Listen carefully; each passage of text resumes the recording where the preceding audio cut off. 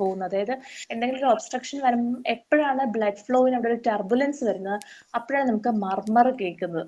Okay, example ആയിട്ട് hose ആലോചിച്ചാൽ മതി. നോർമലി ഓസിന് വെള്ളം പോകുമ്പോൾ അങ്ങനെ ശബ്ദമില്ല, പക്ഷെ നമ്മൾ കൈവച്ച് അടയ്ക്കുമ്പോൾ ആ ഫോഴ്സിൽ ഇജക്ട് ചെയ്യുന്നതാണ് നമ്മൾ ടർബുലൻസ് എന്ന് പറയുന്നത്. ഓക്കെ, ഇതിനകത്ത് സിസ്റ്റോളിക് മർമർ എന്താണ്, ഡയസ്റ്റോളിക് മർമർ എന്താണെന്ന് പറഞ്ഞിട്ട് ആൻസറിലോട്ട് പോകാം. ഓക്കെ, സിസ്റ്റോളിക് മർമർ എന്ന് പറഞ്ഞാൽ എന്താണ്, എല്ലാവർക്കും അറിയുന്ന സാധനം തന്നെയാണ്. സിസ്റ്റോളിക് മർമർ എന്ന് പറയുമ്പോൾ എന്താണ്, എപ്പോഴാണ് സ്റ്റാർട്ട് ചെയ്യുന്നത്? ഫസ്റ്റ് ഹാർട്ട് സൗണ്ടിന്റെ കൂടെയോ അല്ലെങ്കിൽ ഫസ്റ്റ് ഹാർട്ട് സൗണ്ടിന് ശേഷമോ ആയിരിക്കും സിസ്റ്റോളിക് മർമർ സ്റ്റാർട്ട് ചെയ്യുന്നത്. സോ സിസ്റ്റോളിക് മർമർ യൂഷ്വലി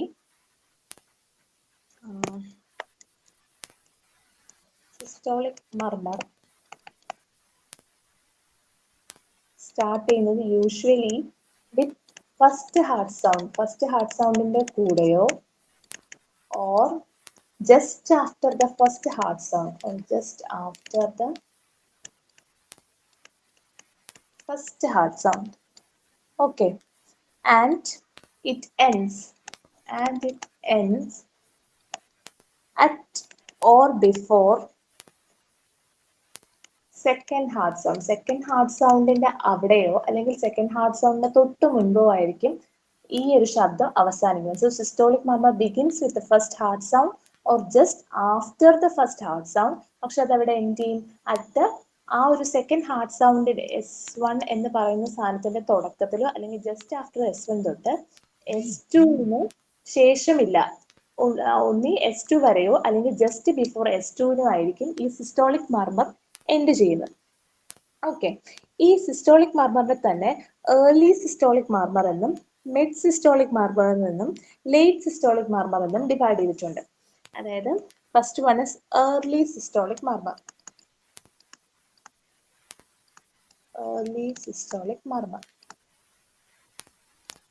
നമ്മൾ പറഞ്ഞു മൊത്തത്തിൽ സിസ്റ്റോളിക് മർമർ ബിഗിൻ ചെയ്യുന്ന ഫസ്റ്റ് ഹാർട്ട് സൗണ്ട് ആണ്. അപ്പൊ ഏർലി എന്ന് പറയുന്നത് എന്തായിരിക്കും, it begins with first heart sound, and ends in mid systole. അപ്പൊ മിഡ് സിസ്റ്റോൾ എന്താണെന്ന് അറിഞ്ഞിരിക്കണം. എന്താണ് മിഡ് സിസ്റ്റോൾ അല്ലെങ്കിൽ മിഡ് സിസ്റ്റോളിക് മർമർ? അപ്പൊ mid and ends before S2. S2 വരെ എത്തത്തില്ല, S2ന് മുൻപേ അത് ക്ലോസ് ആവും. സോ ഏർലി മർമർ എന്ന് പറയുമ്പോഴേക്കും it begins with S1 and ends in mid systole. Mid systole എന്ന് പറയുമ്പോൾ എന്താണ്, it begins after the S1, പക്ഷെ S2 വരെ എത്തത്തില്ല, S2ന് തൊട്ട് മുൻപേ തന്നെ ഈ മർമർ അവസാനിക്കും. സോ അത് രണ്ടുമാണ് എന്താണ് early systolic and mid systolic മർമർ. Late systolic എന്ന് പറയുമ്പോഴേക്കും എനിവെയർ ഇൻ ബിറ്റ്വീൻ ദിസ്, ഈ ഒരു സ്ഥലത്ത് ഏർലി കഴിഞ്ഞ് തുടങ്ങുന്ന S1 കഴിഞ്ഞിട്ട് എപ്പോൾ വേണമെങ്കിലും തുടങ്ങുന്നതിന് നമുക്ക് ലേറ്റ് സിസ്റ്റോളിക് മർമർ എന്ന് പറയും. സോ ക്വസ്റ്റ്യനിൽ നമുക്ക് ചോദിച്ചിരിക്കുന്നത് ഏർലി സിസ്റ്റോളിക് ആണോ മിഡ് സിസ്റ്റോളിക് മർമർ ആണോ ക്വസ്റ്റ്യനിൽ ചോദിച്ചിരിക്കുന്നത്? നമ്മുടെ ക്വസ്റ്റ്യനിൽ വന്നിരിക്കുന്നത് മിഡ് സിസ്റ്റോളിക് മർമർ ആണ്. അതായത് S1 ശേഷം പക്ഷെ S2 എത്തുന്നതിന് മുന്നേ തീരുകയും ചെയ്യും, അതാണ് മിഡ് സിസ്റ്റോളിക് മർമർ എന്ന് ക്വസ്റ്റ്യൻ ചോദിച്ചിരിക്കുന്നത്. ഓക്കെ, അപ്പോൾ ഈ ഒരു മർമർ ക്ലിയർ ആണെന്ന് വിചാരിക്കും. സിസ്റ്റോളിക് മർമർ എപ്പോഴാണ് തുടങ്ങുന്നത്, ഏർലി സിസ്റ്റോളിക് മർമർ എപ്പോഴാണ് തുടങ്ങുന്നത്, എപ്പോഴാണ് അവസാനിക്കുന്നത്, പിന്നെ മിഡ് സിസ്റ്റോളിക് മർമർ എപ്പോഴാണ് തുടങ്ങുന്നത്, എപ്പോഴാണ് അവസാനിക്കുന്നത്. ഇത് കൂടാണ്ട് ഏർലി സിസ്റ്റോളിക് മർമർ ഏതിലൊക്കെ കാണുന്നു എന്ന് വെച്ച് കഴിഞ്ഞാൽ, ഏർലി സിസ്റ്റോളിക് മർമർ എന്ന് പറയുമ്പോൾ S1 സ്റ്റാർട്ടിങ്ങിലും and it ends in mid systole. It is seen in ventricular septal defect. Example, it is seen in ventricular septal defect, tricuspid regurgitations, പിന്നെന്താ lateral regurgitation. ഇതിലൊക്കെയാണ് ഏർലി സിസ്റ്റോളിക് മർമർ കാണുന്നത്. Okay, വേറാസ് mid systolic മർമർ കാണുന്നത് it is seen in, ഇതിന് അയോട്ടിക്കും പൾമണറിയും പറയുന്നുണ്ട്. Aortic കോസസും pulmonary കോസസും പറയുന്നുണ്ട്. അതിൽ aortic causes എന്ന് പറയുന്നത് aortic stenosis, coarctations of aorta, aneurysms of aorta,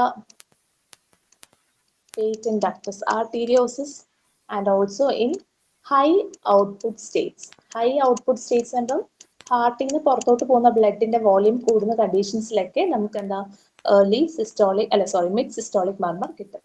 pulmonary causes എന്ന് പറയുമ്പോൾ pulmonary stenosis, pulmonary hypertension, atrial septal defect, and also pulmonary artery dilatation.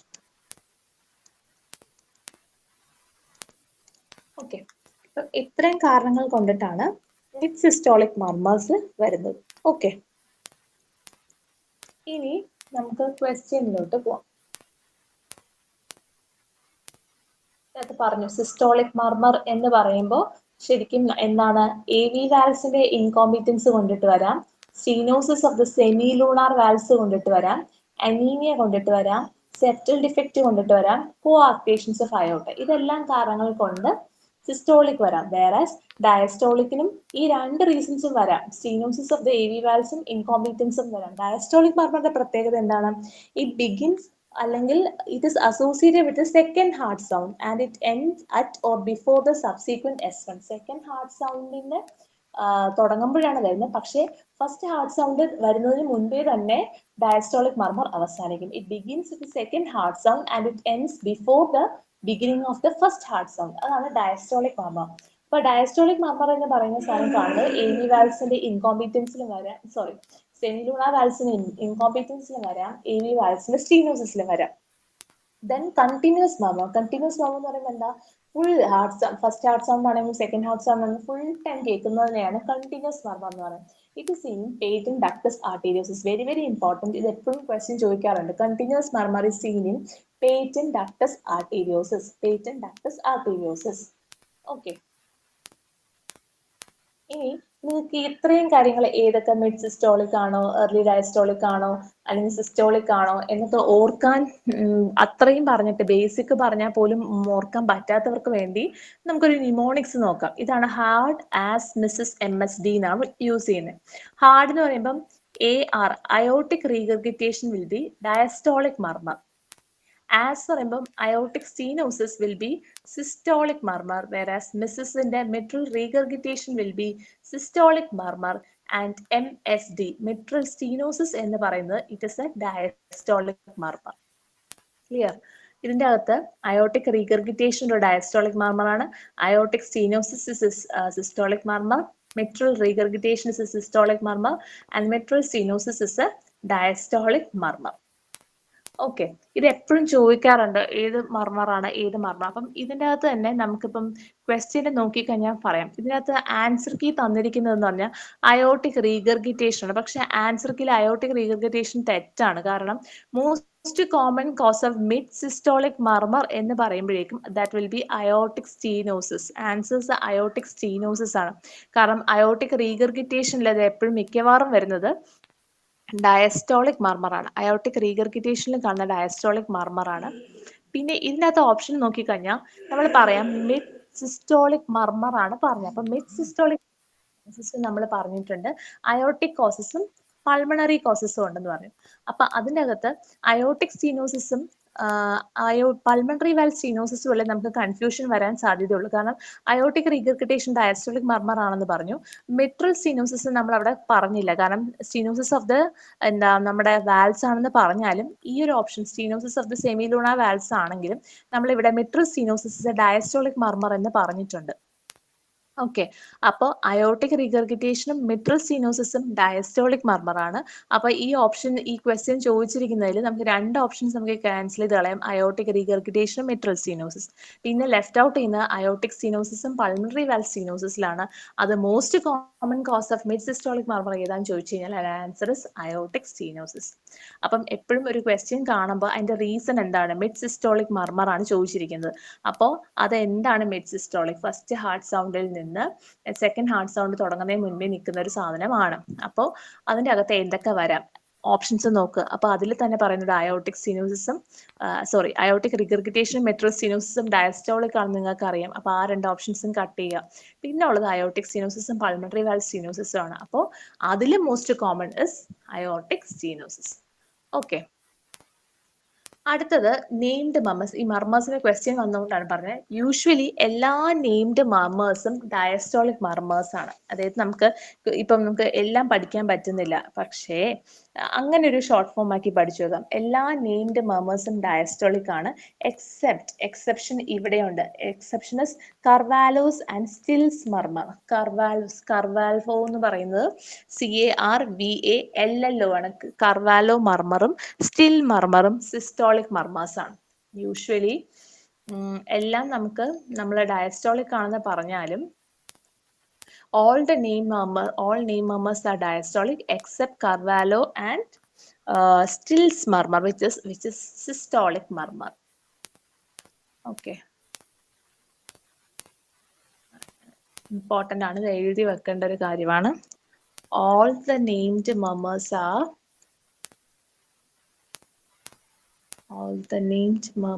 are diastolic. Exception is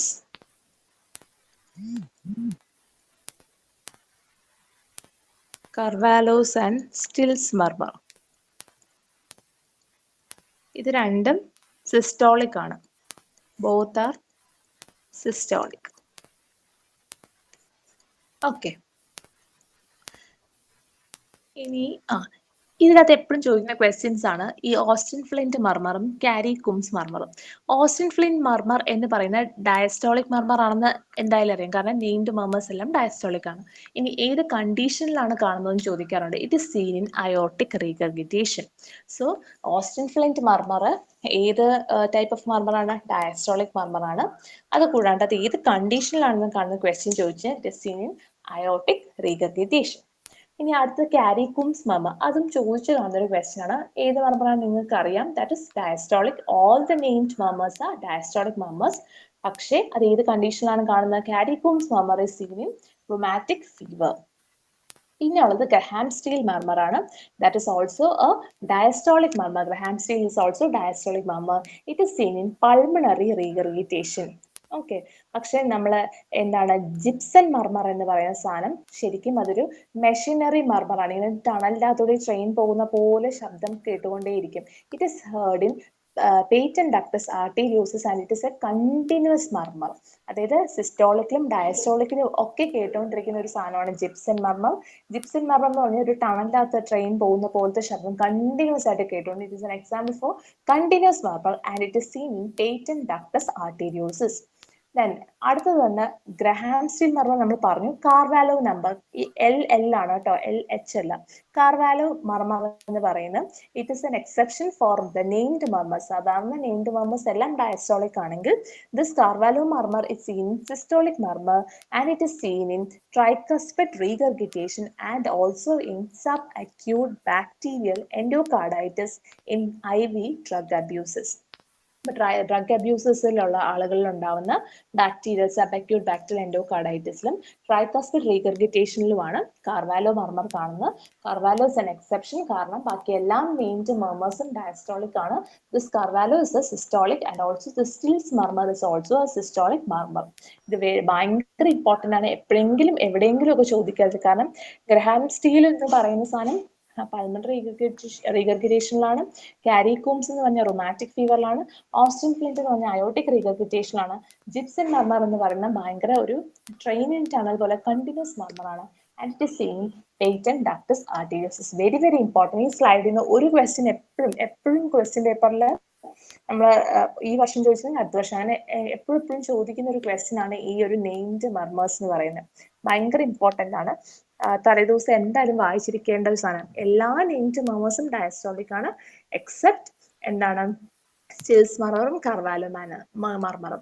അതിൽ Austin Flint important, aortic regurgitation. Graham Steell it is seen in pulmonary regurgitation. Carey Coombs it is seen in rheumatic fever and Gibson murmur it is seen in patent ductus arteriosus. Okay. ഇനി നമ്മളിപ്പം ക്വസ്റ്റ്യനിൽ mitral stenosis, mitral regurgitation, aortic stenosis, aortic regurgitation ഒക്കെ കണ്ടത് കൊണ്ട് പറയാണ്. അപ്പൊ നമ്മൾ നേരത്തെ പറഞ്ഞു മെട്രൽ സ്റ്റീനോസിസിലും എന്താണ് അയോട്ടിക് റീഗർഗിറ്റേഷനിലും ഡയസ്റ്റോളിക് മർമർ ആണെന്ന് പറഞ്ഞു. അത് തന്നെയാണ് ഇവിടെ എഴുതിയിരിക്കുന്നത്. മെട്രൽ സ്റ്റീനോസിസിൽ എന്താണ് മിഡ് ഡയസ്റ്റോളിക് മർമർ ആണ് കാണുന്നത്. അയോട്ടിക് റീഗർഗിറ്റേഷനിൽ ഏർലി ഡയസ്റ്റോളിക് മർമറാണ് കാണുന്നത്. ഇതിൻ്റെ അകത്തുള്ള സിംറ്റംസ്, അതായത് എല്ലാ സ്റ്റീനോസിസിലും റീഗർഗിറ്റേഷൻസിലും ഉള്ള സിംറ്റംസ് എല്ലാം ഓൾമോസ്റ്റ് സിമിലർ ആണ്. കാരണം എന്താ, നമ്മൾ ഹാർട്ടിലോട്ടുള്ള ഒന്നി ബ്ലഡ് കുറഞ്ഞിട്ട് അല്ലെങ്കിൽ ബ്ലഡ് ഓവർലോഡ് ആയിട്ട് നമുക്ക് എന്ത് സംഭവിക്കും? Dyspnoea, exertional dyspnoea, palpitations, chest pain, syncope, ഇതെല്ലാം എല്ലാ സിംറ്റം. അപ്പൊ അതൊന്നും ശരിക്കും എക്സാം ഓറിയന്റഡ് ഒരു കോമ്പറ്റേറ്റീവ് എക്സാമിന് ചോദിക്കാൻ സാധ്യതയില്ല, എക്സെപ്റ്റ് ഒരു കണ്ടീഷൻ. അയോട്ടിക് സ്റ്റീനോസിസിന് ഒരു ട്രയാഡ് എന്ന് എല്ലാ ടെക്സ്റ്റ് ബുക്കിലും സ്പെസിഫൈ ചെയ്യുന്നതുകൊണ്ട് നമ്മൾ ആ ട്രയാഡ് ഇമ്പോർട്ടൻ്റ് ആയിട്ട് പഠിക്കണം. Triad of aortic stenosis, triad എന്നൊന്നുമില്ല, chest pain, dyspnoea and syncope. അതായത് syncope, angina and dyspnoea is triad of aortic stenosis. Aortic സ്റ്റീനോസിസിന്റെ ട്രയാഡ് ആണ് syncope, angina and dyspnoea. Okay, അപ്പൊ അവിടുന്ന് ക്വസ്റ്റ്യൻസ് വരാനുള്ള സാധ്യത ക്ലിനിക്കൽ ഫീച്ചേഴ്സിൽ അയോട്ടിക് സ്റ്റീനോസിസിന്റെ ട്രയാഡ് മാത്രമാണ്. ഓക്കെ, ഇനി അടുത്ത വരാറുള്ള സാധ്യത സയൻസിലാണ്. ഈ മിട്രൽ സ്റ്റീനോസിസ് എന്ന് പറഞ്ഞാൽ നമുക്കറിയാം എന്താണ്, ഫസ്റ്റ് ഹാർട്ട് സൗണ്ട് എന്ന് പറയുന്ന സാധനം ക്ലോസിംഗ് ഓഫ് എന്ത് വാൽവ്സ് ആണ്? ഏത് വാൽവ്സിൽ ആണ് ഫസ്റ്റ് ഹാർട്ട് സൗണ്ട് കേൾക്കുന്നത്? Heart sounds, first heart sound ഏത് വാൽവ്സിന്റെ ഓപ്പണിംഗ് ആണ് ഫസ്റ്റ് ഹാർട്ട് സൗണ്ട് കേൾക്കുന്നത്? AV valve.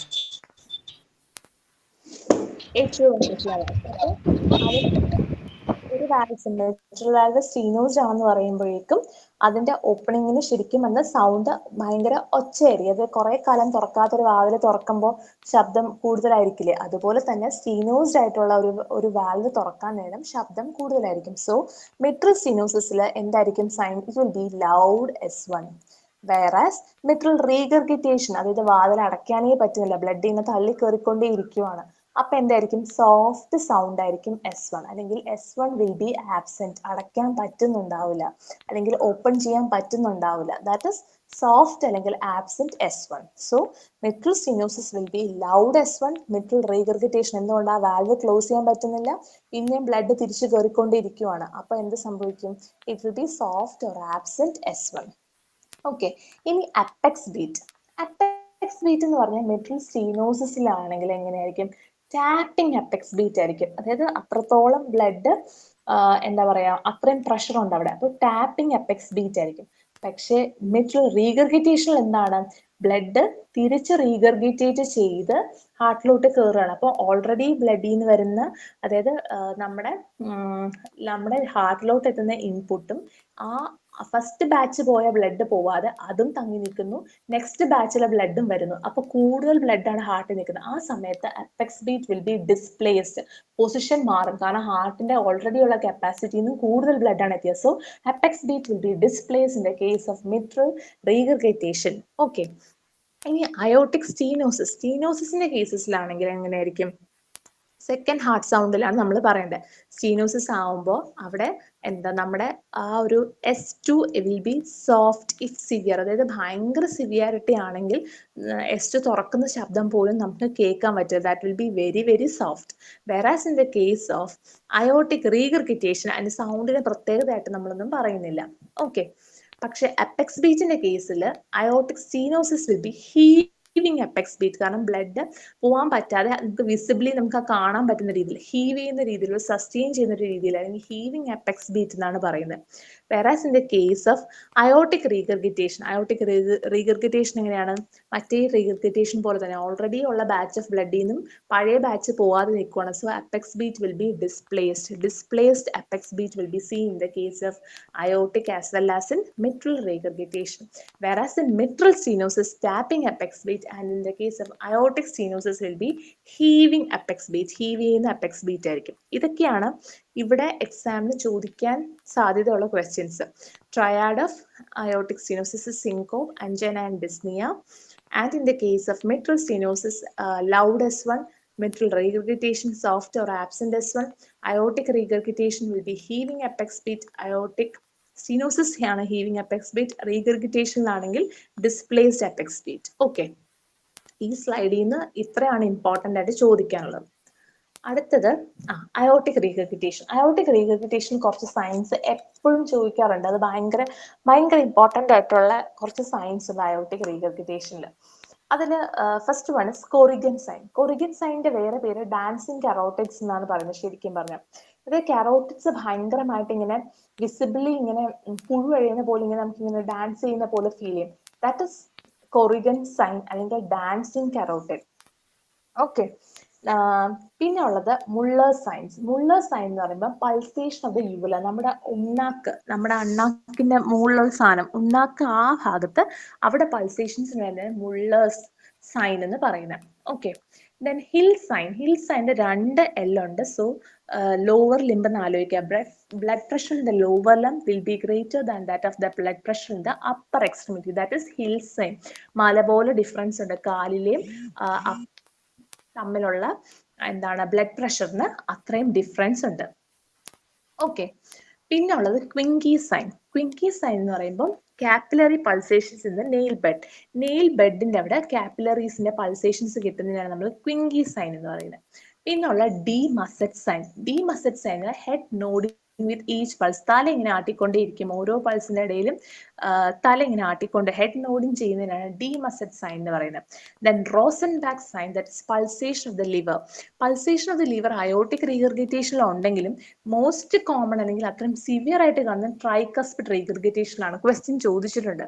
പൾസൈറ്റൈൽ liver is seen in, അയോട്ടിക്കിൽ കാണുമെങ്കിലും ഏറ്റവും കോമൺ ആയിട്ട് കാണുന്ന ട്രൈകസ്പിഡ് റീഗർഗിറ്റേഷനിലാണ്. ഓക്കെ, റോസൻബാക്ക് സൈൻ എന്ന് പറയുന്നത് seen pulsation of the liver.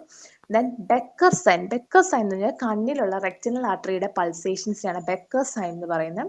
Then ജെർഹാർഡ് sign എന്ന് പറയുന്നത്, ജെർഹാർഡ് എന്ന് പറയുമ്പോൾ എന്താ, യൂഷ്വലി ജെർഹാർഡ് എന്ന് പറയുമ്പോൾ നമ്മൾ ഗ്രേവിയാർഡ് എന്ന് ഓർക്കാനാണ് നമ്മൾ ന്യൂമോണിക്സ് പറയുന്നത്. ഗ്രേവിയാർഡ് എവിടെയാണ് നമ്മുടെ ബ്ലഡിൽ? ഗ്രേവിയാർഡ് എന്ന് പറയുന്നത് എവിടെയാണ്? സ്പ്ലീനിലാണ്. സോ പൾസേഷൻസ് ഓഫ് ദ സ്പ്ലീനിയാണ് നമ്മൾ ജെർഹാർഡ് സൈൻ എന്ന് പറയുന്നത്.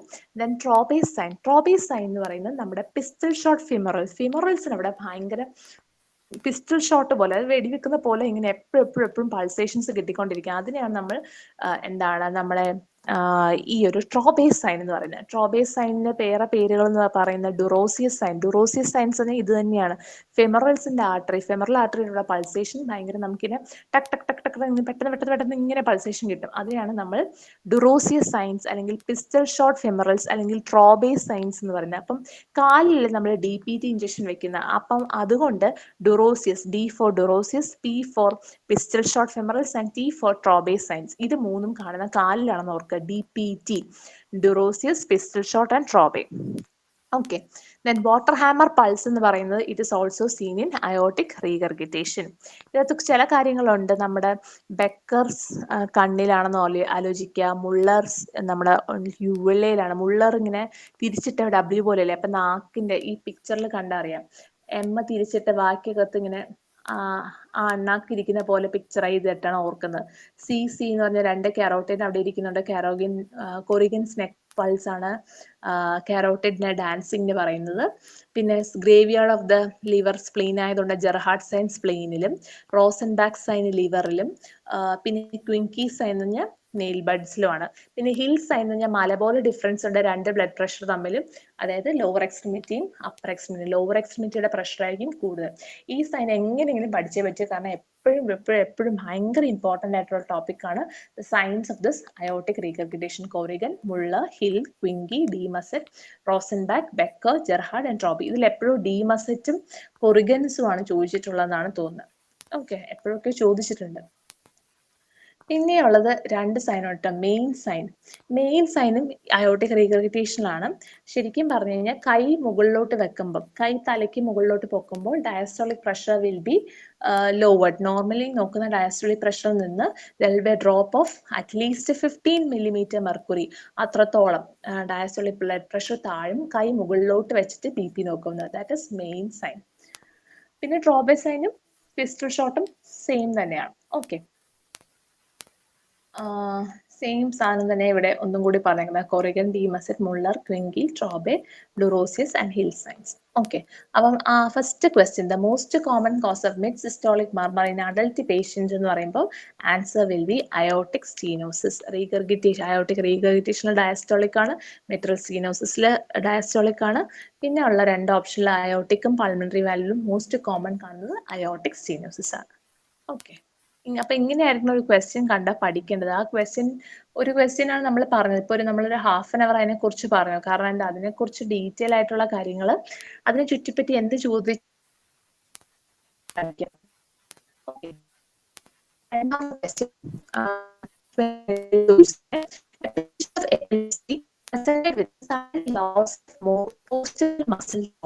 last 1 to 2 seconds. ക്വസ്റ്റ്യൻസിനകത്തുള്ള ട്രിക്ക്, അതായത്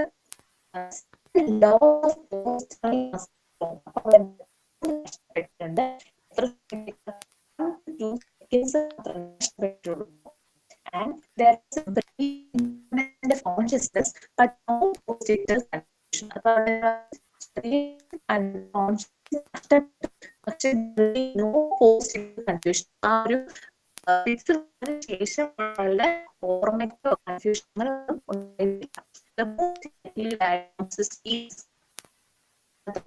ഏത് പൊട്ടൻ നമുക്ക് കറക്കി കുത്താണെങ്കിൽ കാണുമ്പോൾ വേണമെങ്കിൽ കറക്കി കുത്താം.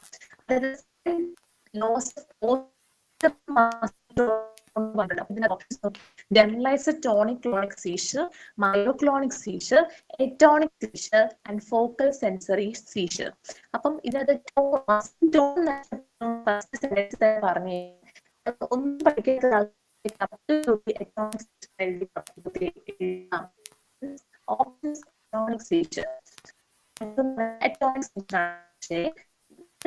സീസറിനെ പറ്റി പഠിക്കണം. നമുക്ക് ഫസ്റ്റ് ക്ലൂവിൽ തന്നെ ആൻസർ ഉണ്ട്. Sudden loss of force electron lasting 1 to 2 seconds. ഇനിയും കൺഫോർമേറ്ററി ക്വസ്റ്റ്യൻ ഇട്ടേക്കുന്ന ആൾ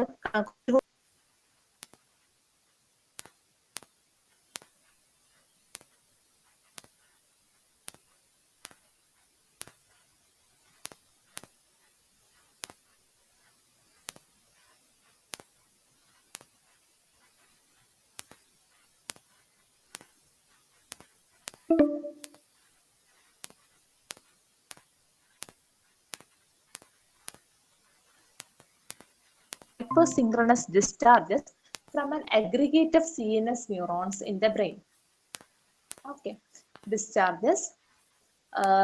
അതായത് സീഷർ എന്ന് പറഞ്ഞു കഴിഞ്ഞാൽ ഒരു പ്രാവശ്യം വരുത്ത ഒരു പരോക്സിസ്മൽ ഇവന്റ്, ഒരു പ്രാവശ്യം വന്നു പിന്നെയും കുറച്ച് സമയം കഴിയുമ്പോൾ പിന്നെ റെക്കറന്റ് ആയിട്ട് വരാം, അങ്ങനെ വരാം. Paroxysmal event due to abnormal, എന്തുകൊണ്ടാണ് excessive and synchronous discharges from the aggregate of CNS neurons. അങ്ങനെ പലപ്പോഴായിട്ട് ഒരാൾക്ക് റെക്കറന്റ് സീഷേഴ്സ് വന്നാൽ മാത്രമേ നമ്മൾ എപ്പിലെപ്സി എന്ന് പറയുന്നുള്ളൂ. ഓക്കെ, റെക്കറന്റ് ആയിട്ട് ഒരാൾക്ക് സീഷേഴ്സ് വരുന്നുണ്ടെങ്കിൽ മാത്രമേ അയാൾ എപ്പിലെപ്സി ഉള്ള ഒരാളാണെന്ന് നമുക്ക് പറയാൻ പറ്റുള്ളൂ. Okay, then coming into classification. Classification എന്നാണ്. അപ്പം ക്ലാസിഫിക്കേഷൻ ആണ് ക്വസ്റ്റ്യൻ വന്നിരിക്കുന്നത്. First classification is partial or focal seizure. Second classification is generalized seizure or primary generalized seizure. Third classification is post-traumatic, and fourth one is status epilepticus. First one is partial or focal seizure. അതായത് എന്താ, ഒരു particular പോയിന്റിലോ അല്ലെങ്കിൽ ഒരു particular സൈഡിൽ മാത്രമേ seizure ഉണ്ടായിട്ടുള്ളൂ. അതിന്റെ classification ആണ് simple partial, complex partial or temporal lobe epilepsy. Very very important. കാരണം ടെമ്പോറൽ ലോബൽ എപ്പിലെപ്സി ഏത് ടൈപ്പ് ഓഫ് എപ്പിലെപ്സി എന്ന് ക്വസ്റ്റ്യൻ ചോദിച്ചിട്ടുണ്ട്. It is a complex partial epilepsy. അതൊരു ഫോക്കൽ സീഷർ ആണ്. അതിന്റെ അകത്തുള്ള കോംപ്ലക്സ് പാർഷ്യൽ സീഷർ ആണ് temporal lobe epilepsy. Okay, and third type is partial seizure with secondary generalization. പാർഷ്യലിന്റെ classification കഴിഞ്ഞു. അടുത്ത generalized seizure or primary generalized seizure. അതിന്റെ അകത്താണ് പെറ്റിറ്റ് മാൽ അല്ലെങ്കിൽ absent seizures, tonic clonic or grand mal epilepsy. പിന്നെ അതിന്റെ അകത്ത് tonic, clonic, atonic and myoclonic seizures. അപ്പം ജനറലൈസ്ഡ് സീഷർ എന്ന് പറയുമ്പോൾ ആ സെറിബ്രൽ ഹെമിസ്ഫിയർ മൊത്തത്തിൽ സീഷേഴ്സ് വരുന്നു. അതിന്റെ അകത്ത് വരുന്നതാണ് petit mal, tonic clonic, atonic and myoclonic seizures. ഇനി അകത്ത് വരുന്ന ഈ first partial seizure, second one generalize seizure, മൂന്നാമത്താണ് പോസ്റ്റ് ട്രോമാറ്റിക് ആൻഡ് നാലാമതാണ് സ്റ്റാറ്റസ് എപ്പിലെപ്റ്റിക്കസ്.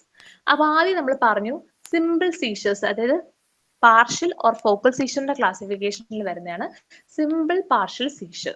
സിമ്പിൾ എന്ന് പറയുമ്പോൾ എന്താ, അവിടെ കോൺഷ്യസ്നെസ്സിനൊന്നും പ്രശ്നം വരുന്നില്ല, അയാൾക്ക് ബോധമൊക്കെ ഉണ്ട്, അയാൾക്ക് ഏതോ ഒരു ചെറിയൊരു മോട്ടോർ സിംറ്റംസ് അല്ലെങ്കിൽ ചെറിയൊരു സെൻസേഷൻസ് അല്ലെങ്കിൽ ചെറിയൊരു സൈക്കിക് സിംറ്റംസ് മാത്രമേ പ്രസന്റ് ചെയ്തിട്ടുള്ളൂ. That is simple partial seizure. So simple partial seizure എന്ന് പറയുമ്പോൾ എന്താണ്, consciousness will be fully preserved and there will be loss of a motor, sensory അല്ലെങ്കിൽ സൈക്കിക് സിംറ്റം. മൂന്നും വരണം എന്നില്ല, ഏതെങ്കിലും ഒന്ന്. ചിലപ്പോൾ മോട്ടോർ സിംറ്റംസ്, കാലിൽ ഒരു ചെറിയ ബുദ്ധിമുട്ടായിരിക്കാം, വീക്ക്നെസ് ആയിരിക്കാം, അല്ലെങ്കിൽ കാഴ്ചയിൽ കൂടി ഫ്രണ്ടിൽ കണ്ണിൽ കൂടെ തീ പോകുന്നതോ, അല്ലെങ്കിൽ ചെവി കൂടി എന്തെങ്കിലും അബ്നോർമൽ ശബ്ദം കേൾക്കുന്നോ, അല്ലെങ്കിൽ മൂക്കിൽ കൂടി എന്ന് കരിഞ്ഞ മണം വരുന്നതോ, അല്ലെങ്കിൽ സൈക്കിക് സിംറ്റംസ് ആയിട്ട് പ്രത്യേകിച്ച് ഒരു മിണ്ടാതിരിക്കുകയോ, അങ്ങനെ എന്തെങ്കിലും സാധനം. പക്ഷേ അയാൾക്ക് ബോധം ഉണ്ട്. അതായത് simple partial seizure. Then temporal lobe epilepsy or complex partial seizure എന്ന് പറയുന്നത് transient impairment of patient's ability to maintain normal contact with the environment. Temporal lobe epilepsy അയാള് ഈ ലോകത്തല്ലായിരിക്കും ആ ഒരു സമയത്ത്. അതാണ് ഈ ടെമ്പോറൽ ലോബ് എപ്പിലെപ്സി. അവിടെ എന്ന് പറയുന്നത് പ്രത്യേകിച്ച് ഇത് കുട്ടികളിലാണ് കാണുന്നത്. ശരിക്കും കളിച്ചുകൊണ്ടിരിക്കുന്ന കുട്ടികൾ പെട്ടെന്ന് മിണ്ടാതെ ആയി പോവുക, മിണ്ടാതെ ഈ ലോകത്തൊന്നും ഇല്ലാത്ത രീതിയിലായി പോവുക. അതിനെയാണ് നമ്മൾ ടെമ്പോറൽ ലോബ് എപ്പിലെപ്സി അല്ലെങ്കിൽ കോംപ്ലക്സ് പാർഷ്യൽ സീഷർ എന്ന് പറയുന്നത്. അവിടെ ഓട്ടോമാറ്റിസം ഈസ് എ ഫീച്ചർ. ഒരു സാധനം റിപ്പീറ്റഡ് ആയിട്ട് ഇങ്ങനെ ചെയ്തുകൊണ്ടിരിക്കുന്നതായിരിക്കും അവിടുത്തെ ഏറ്റവും ക്യാരക്ടറിസ്റ്റിക് ആയിട്ടുള്ളൊരു ഇത്. ദാറ്റ് ഇസ് ഓട്ടോമാറ്റിസം എന്ന് പറയുന്നത് വളരെ important. That is a feature of temporal lobe epilepsy അല്ലെങ്കിൽ complex partial seizure. Then partial seizure, ചെറുതായിട്ടൊരു ഒരു പോയിന്റിൽ സെറിബ്രൽ ഹെമിസ്ഫിയറിലെ ഏതോ ഒരു പോയിന്റിലാണ് സീഷർ ജനറേറ്റ് ചെയ്തെങ്കിലും പക്ഷേ അത് സെക്കൻഡറി ജനറലൈസ്ഡ് ആയി. That is it spreaded to other areas of cerebral hemisphere. Focal spread to involve both hemisphere and produce generalisation. അപ്പം ആദ്യം ഒരു പോയിന്റിലുണ്ടായി, എന്നിട്ട് സ്പ്രെഡ് ചെയ്യുന്നു, ഫുൾ സെറിബ്രൽ ഹെമിസ്ഫിയർ സ്പ്രെഡ് ചെയ്യുന്നു. That is the third type of partial അല്ലെങ്കിൽ focal seizure. Partial seizure with secondary generalisation. അപ്പൊ first one എന്താ, simple partial seizure. Temporal lobe very very important. അവിടെ ഓട്ടോമാറ്റിസം ഓർക്കണം, അവിടെ നോർമൽ എൻവയോൺമെന്റുമായിട്ട് ആ ഒരു കോണ്ടാക്ട് വരുന്നില്ല. മൂന്നാമത് partial seizure with secondary generalisation. ഈ ഓട്ടോമാറ്റിസം നമ്മൾ പറഞ്ഞല്ലോ, കളിച്ചുകൊണ്ടിരിക്കുന്ന കുട്ടി ചിലപ്പം ചുണ്ടി ഇങ്ങനെ കടിച്ചുകൊണ്ടിരിക്കുക, എന്തെങ്കിലും പിടിച്ചുകൊണ്ടിരിക്കുക, അതിനൊക്കെ എന്തെങ്കിലും സാധനം റിപ്പീറ്റഡ് ആയിട്ട് ചെയ്യുന്നതിനാണ് നമ്മൾ ഓട്ടോമാറ്റിസം എന്ന് പറയുന്നത്. ഓക്കെ, ഇൻവോളണ്ടറി ഓട്ടോമാറ്റിക് ബിഹേവിയേഴ്സ്, അതായത് കൺട്രോൾ ചെയ്യാൻ പറ്റാത്ത കാര്യങ്ങളായിരിക്കും കേട്ടോ. ഇനി മൂന്ന് സാധനങ്ങൾ. ഫോക്കൽ സീഷർ വിത്ത് ഇൻഡാക്ട് അവയർനെസ്. അവയർനെസ് ഒന്നും നഷ്ടപ്പെടുന്നില്ല, പക്ഷേ സെറിബ്രൽ ഹെമിസ്ഫിയറിൽ ഒരു പോയിന്റിൽ മാത്രമാണ് അവർക്ക് സീഷർ ഉണ്ടാകുന്നത്. ഇത് മൂന്നും കോമ്പറ്റേറ്റീവ് എക്സാം പോയിന്റിൽ ഭയങ്കര ഇമ്പോർട്ടന്റ് ആണ്. അതിൽ ഒന്നാണ് ജാക്സോണിയൻ മാർച്ച്. ഫോക്കൽ സീഷർ വിത്ത് ഇൻഡാക്ട് അവയർനെസ്, അങ്ങനെ തന്നെ നിങ്ങൾ ഓർക്കണം. ഇതൊരു പോയിന്റിലാണ് ഉണ്ടാകുന്നത്, പക്ഷെ അവരുടെ അവയർനെസ്സിന് ഒന്നും സംഭവിക്കുന്നില്ല. 3 ടൈപ്സ് ഉണ്ട്: Jacksonian march, Todd's paralysis and epilepsia partialis and continua. Jacksonian march ശരിക്കും പറഞ്ഞു കഴിഞ്ഞാൽ ചിലപ്പോൾ കൈകളിൽ മാത്രം തുടങ്ങിയിട്ട് ഗ്രാജുവലി ഹോൾ കൈ ഇങ്ങനെ വിറപ്പിച്ചുകൊണ്ടേയിരിക്കും. That is Jacksonian march. March എന്തുകൊണ്ട് ജാക്സോണിയൻ മാർച്ച് എന്ന് പറയാൻ, ജാക്സൺ എന്നൊരാൾ ഉണ്ടാക്കിയത് കൊണ്ടാണ്, കണ്ടുപിടിച്ചത് കൊണ്ടാണ് ജാക്സോണിയൻ എന്ന് പറഞ്ഞത്. മാർച്ച് എന്ന് പറഞ്ഞാൽ എന്താ, ആദ്യം ഒരാൾ സ്റ്റാർട്ട് ചെയ്യുമ്പോൾ പുറകെ ബാക്കി എല്ലാവരും മാർച്ച് ചെയ്യാൻ തുടങ്ങില്ലേ, അതുപോലെ കൈ ആദ്യം ഒന്ന് വിരലുകൾക്കായിരിക്കും സ്റ്റാർട്ട് ചെയ്യുന്നത്, പിന്നെ ഹോൾ കൈ വൈബ്രേറ്റ് ചെയ്യാൻ തുടങ്ങും, അല്ലെങ്കിൽ ഫിറ്റ്സ് വരാൻ തുടങ്ങും. അതിനെയാണ് നമ്മൾ ജാക്സോണിയൻ മാർച്ച് എന്ന് പറയുന്നത്. ഓക്കെ, അത്രമാത്രം ആലോചിച്ചാൽ ഇതിലൊക്കെ ക്വസ്റ്റ്യൻ ചോദിക്കാൻ ഉള്ള ഒരു പോയിന്റ് എന്ന് പറയുന്നത്, ഫോക്കൽ സീഷർ വിത്ത് ഇൻഡാക്ട് അവയർനെസ് ആണോ ജാക്സോണിയൻ മാർച്ച്? അതെ. കാരണം എന്താ, അതൊരു കയ്യിൽ തുടങ്ങി കൈ മൊത്തം, അല്ലെങ്കിൽ കാൽവിരൽ തുടങ്ങി കാല് മൊത്തം എഫക്ട് ചെയ്യും, പക്ഷെ പേഷ്യന്റിന്റെ അവയർനെസ് അവിടെ ഇൻഡാക്ട് ആണ്. ഓക്കെ, പിന്നെ ഉള്ളത് ടോഡ്സ് പാരാലിസിസ്. നിങ്ങളൊന്ന് ആലോചിച്ച് നോക്കിയാൽ, ഒരു തവള ചാടി ഒരു സ്ഥലത്ത് ചിലപ്പോൾ കുറെ നേരം അനങ്ങാതെ അങ്ങനെ ഇരിക്കും അല്ലേ, പിന്നെ എടുത്ത് ചാടും, ചിലപ്പോൾ ചാടി ചാടി ചാടി നടക്കും. അതാണ് Todd's paralysis. Patient may experience a localized paresis. Paresis എന്ന് പറഞ്ഞാൽ weakness for minutes to many hours in the involved region following the seizure. അതായത് ചിലപ്പം തവള ചാടി ഒരിടത്ത് അവിടെ മിണ്ടാതെ ഇങ്ങനെ അനങ്ങാതെ ഇരിക്കും, ജീവൻ പോലെ ഇരിക്കും. അത് അനങ്ങാൻ പറ്റാത്തൊരവസ്ഥയിൽ അവിടെ ഇരിക്കും കുറച്ചു നേരം, ചിലപ്പോൾ മണിക്കൂറുകളോളം ഇരിക്കും. എന്താണ്, ഒരു സീഷർ വന്നതിന് ശേഷം. That is Toad's paralysis. പക്ഷെ അയാൾക്ക് അവിടെ ബോധം ഉണ്ട്, അവയർനെസ് വിൽ ബി ഇൻടാക്ട്. അവിടെ ഒരു ഫോക്കൽ സീഷർ മാത്രമാണ് സംഭവിക്കുന്നത്. Then third type is epilepsia partialis continua എന്ന് പറഞ്ഞാൽ കണ്ടിന്യൂസ് ചെയ്തുകൊണ്ടേയിരിക്കുന്നു. Seizure continues for hours or days and often refractory to medical therapy. Epilepsia partialis continue, പാർഷ്യലായിട്ട് തുടങ്ങുമെങ്കിലും this is seizure is continues and this continues for several hours or days. അപ്പൊ 3 type of seizures ആണ് നമ്മൾ പറഞ്ഞത്. Jacksonian, Todd's paralysis and epilepsia partialis continua. ഇത് മൂന്നിന്റെ പ്രത്യേകത എന്താണ്? ഇത് മൂന്നും ഫോക്കൽ സീഷേഴ്സ് ആണ്, പക്ഷെ അവിടെ awareness will be intact. Jacksonian march, Todd's paralysis and epilepsia partialis and continua. ഇനിയുള്ളത് generalized tonic clonic seizures, GTCs. ഇതിലെന്ന് പറഞ്ഞു കഴിഞ്ഞാൽ അതിനകത്ത് കുറെ ഫേസസ് ഉണ്ട്. ജനറലൈസ്ഡ് ടോണിക് ക്ലോണിക് സീഷേഴ്സിൽ ആദ്യത്തെ ഫേസ് തന്നെ ടോണിക് ഫേസ് ആണ്. Tonic contraction of the muscles through out the body. എന്താണ് ടോൺ എന്ന് പറഞ്ഞാൽ? എന്താ ഒരു ബോഡിയുടെ ടോൺ എന്ന് പറഞ്ഞ് ഉദ്ദേശിക്കുന്നത്? റെസിസ്റ്റൻസ് എഗെയിൻസ്റ്റ് ഒരു സ്ട്രെച്ച്, അതിനെ നമ്മൾ ടോൺ എന്ന് പറയുന്നത്. Normal tone. ഇപ്പം നിങ്ങൾ എല്ലാവരും ഇപ്പോൾ എഴുതിക്കൊണ്ടിരിക്കുന്നവര് ചിലപ്പോൾ ഒരാളെ ബസ്സില് സീറ്റ് കൈ ഇങ്ങനെ താഴെ വെച്ച് ഇങ്ങനെ ഇരുന്നോളൂ. പെട്ടെന്ന് കൈ തട്ടിക്കഴിഞ്ഞാൽ നിങ്ങൾ പെട്ടെന്ന് റെസിസ്റ്റൻസ് തിരിച്ച് കൈ അങ്ങോട്ട് എടുക്കാൻ നോക്കി, അല്ലെങ്കിൽ കൈ പിടിച്ച് വലിക്കാൻ നോക്കി നിങ്ങൾ തിരിച്ചു വിടുക. അതിനെയാണ് നമ്മൾ റെസിസ്റ്റൻസ് എഗെയിൻസ്റ്റ് ആ ഒരു സ്ട്രെച്ചിനെ നമ്മൾ ടോൺ എന്ന് പറയുന്നത്. അപ്പോ ഇവിടെ tonic contraction muscle throughout the body. നമ്മുടെ കൈ താഴോട്ട് വരും, പക്ഷെ തിരിച്ച് മുകളിലോട്ട് കയറും, താഴോട്ട് പിന്നെ വരും. അതായത് ബൈസെപ്സ് നമ്മള് എന്താ താഴ്ന്നു, പക്ഷെ അതേപോലെ കുറച്ചുകൂടി മുന്നോട്ട് വരുന്നു. അതാണ് നമ്മൾ tonic contraction of muscle throughout the body lasting for 10 to 20 seconds. ഇതിപ്പോ ശരിക്കും സീഷർ വന്ന ഒരാൾ, കിടക്കുന്ന ഒരാളെ കണ്ടാൽ നിങ്ങൾക്ക് മനസ്സിലാവുള്ളൂ. നമ്മൾ വിചാരിക്കുന്ന പോലെ ഇങ്ങനെ ചുമ്മാ കൈ കറക്കൊണ്ടല്ലേ ഇരിക്കുന്നത്. കൈ താഴത്തോട്ട് വരും, അതേപോലെ തിരിച്ച് മുകളിലോട്ട് വരും. അങ്ങനത്തെ ഒരു രീതി ഓഫ് കൺട്രാക്ഷൻ ആണ് ഫസ്റ്റ് ഫേസ്, ടോണിക് ഫേസ്. അവിടെ എക്ടൽ ക്രൈ എന്ന് പറയുന്നുണ്ട്. അതായത് tonic contraction muscles of expiration and larynx at the onset will produce a loud moan. ഭയങ്കരമായിട്ടൊരു നിലവിളിയും ബഹളമൊക്കെ ഉണ്ടാക്കും ഈ പേഷ്യന്റ്. കാരണം എന്താ? അവരുടെ നമ്മുടെ ശ്വാസകോശത്തിലുള്ള മസിൽസ് കൺട്രാക്ട് ചെയ്യുന്ന വേദനയിലാണ് പേഷ്യന്റ് വിളിക്കുന്നത്. Okay. And respiration will be impaired. അതുകൊണ്ട് തന്നെ ഓറോഫാരൻസിലെല്ലാം സെക്രീഷൻസ് ഇങ്ങനെ കൂൾ ചെയ്തിട്ട് പേഷ്യന്റ് ഭയങ്കര നീലിച്ചിങ്ങനെ വരും. ഓക്കെ.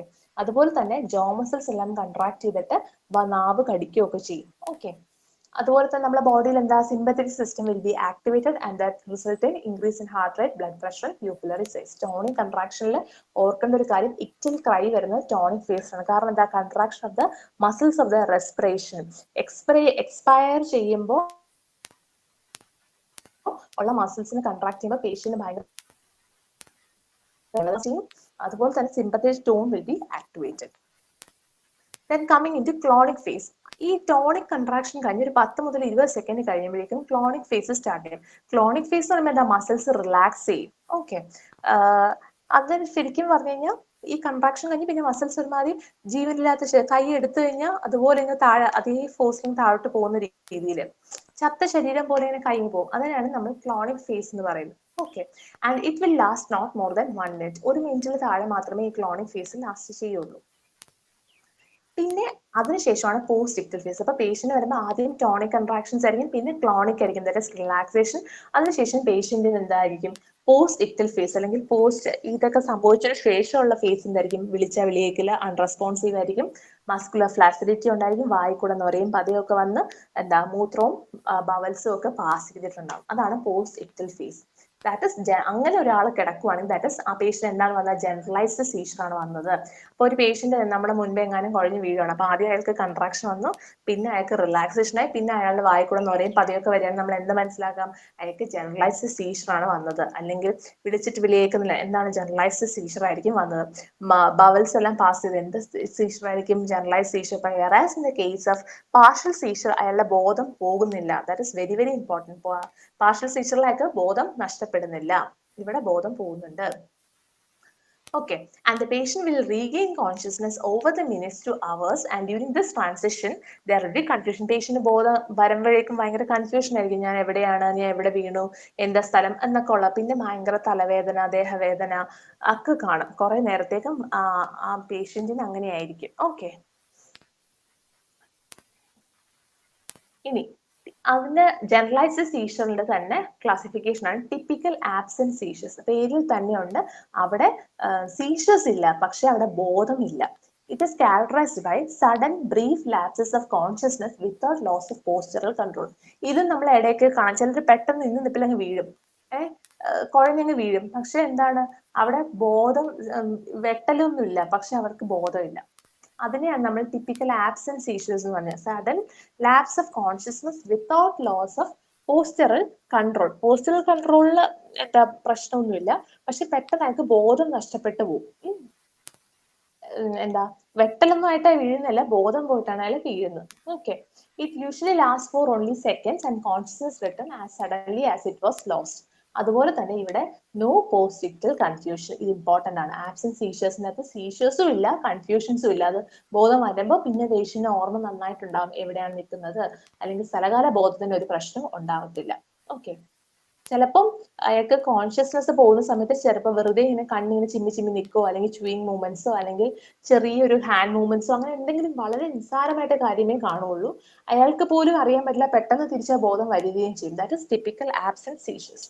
ഇവിടെ എക്സാം പോയിന്റിൽ ലാപ്സ് ഓഫ് കോൺഷ്യസ്നസ് നഷ്ടപ്പെടുന്നുണ്ട്, പക്ഷെ പോസ്റ്ററൽ കൺട്രോൾ ഇല്ല, നഷ്ടപ്പെടുന്നില്ല.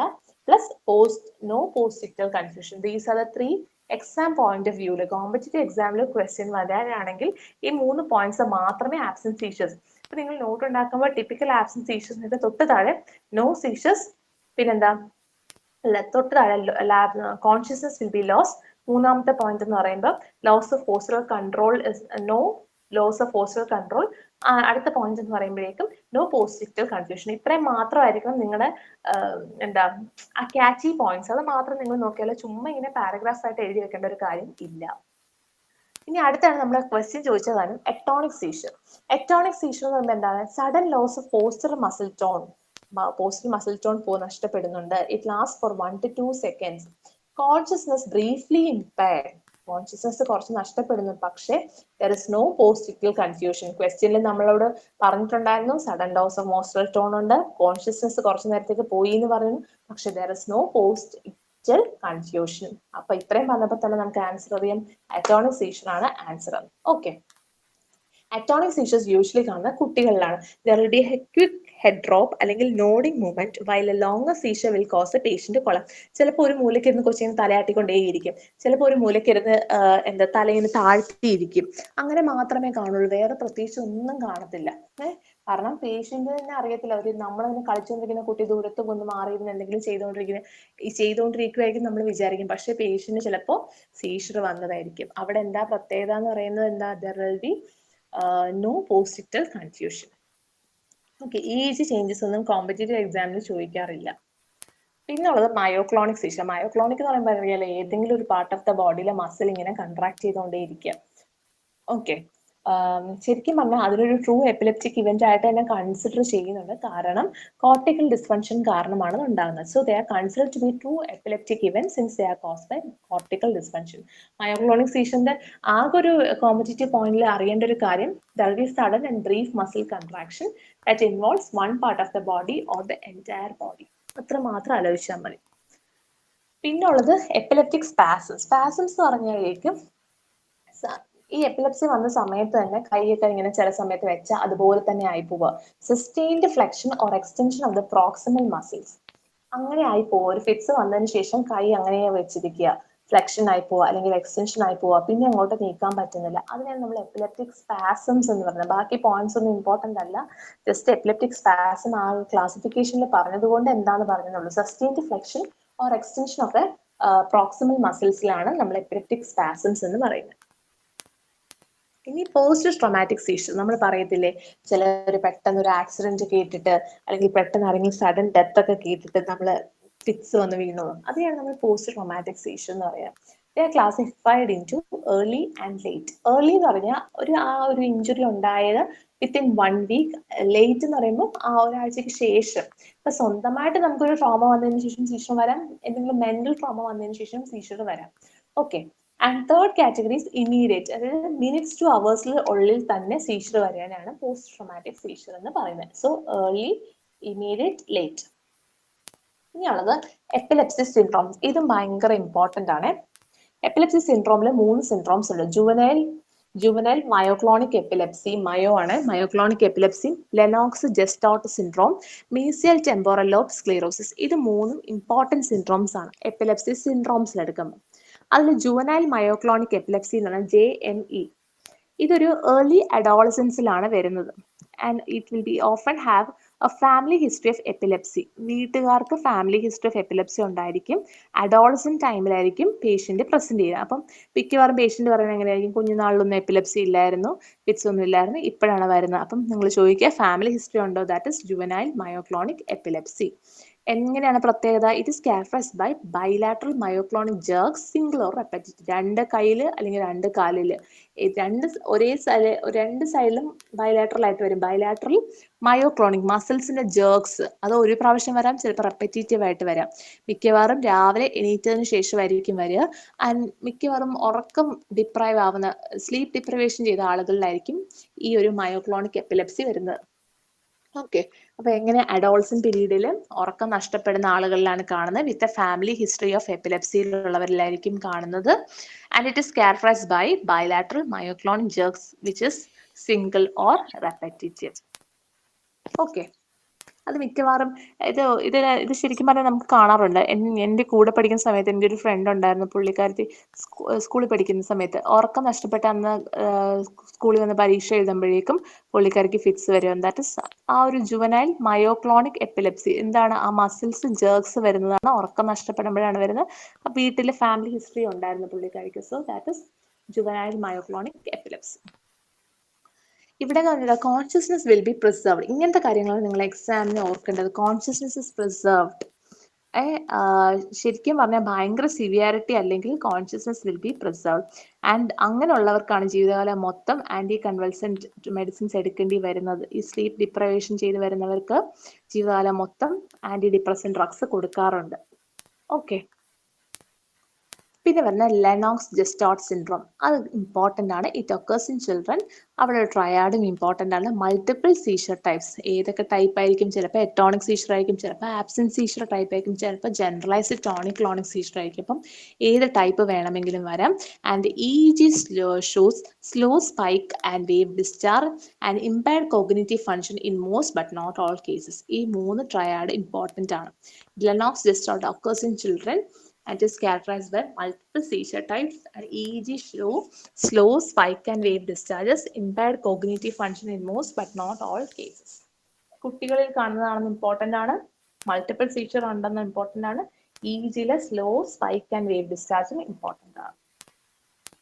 പിന്നെ ഓറ, നമ്മളൊക്കെ പറയില്ലേ ഓറ. എന്താണ് ഈ ഓറ എന്ന് പറയുന്നത്? നമുക്ക് കാണാൻ പറ്റുന്ന സാധനമാണോ ഈ ഓറ? ഓറ എന്ന് പറയുന്ന സാധനം നമുക്ക് ആ ഒരു പേഷ്യന്റ് പറയുമ്പോൾ പേഷ്യന്റിനെ എക്സ്പീരിയൻസ് ചെയ്യാൻ പറ്റും, പക്ഷെ നമുക്കത് കാണാൻ പറ്റണം എന്നില്ല. അതിനെയാണ് നമ്മൾ ഓറ എന്ന് പറയുന്നത്. ഓക്കെ, പേഷ്യന്റിനെ എക്സ്പീരിയൻസ് ചെയ്യാൻ പറ്റും, പക്ഷെ നമുക്ക് കാണാൻ പറ്റില്ല. ദാറ്റ് ഇസ് ഓറ. ആ ഒരു സാധനം ഹിയറിംഗിൽ കൂടെ ആയിരിക്കാം, ചിലപ്പം ഓൾഫാക്ഷൻ സെൻസേഷൻ അല്ലെങ്കിൽ ഇമോഷണൽ സ്റ്റേറ്റ് ആയിരിക്കും. നമുക്ക് എന്തായാലും ഇത് കാണാൻ പറ്റില്ല, പേഷ്യന്റ് പക്ഷെ ഇത് എക്സ്പീരിയൻസ് ചെയ്യാൻ പറ്റും.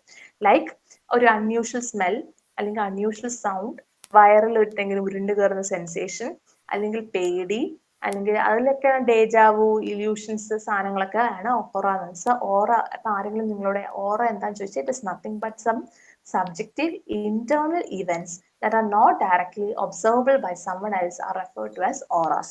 അപ്പം പേഷ്യന്റിന് പക്ഷെ എന്തായാലും അത് എക്സ്പീരിയൻസ് ചെയ്യാൻ പറ്റും, നമുക്ക് പക്ഷെ കാണാൻ പറ്റുന്നുണ്ട്. That is aura.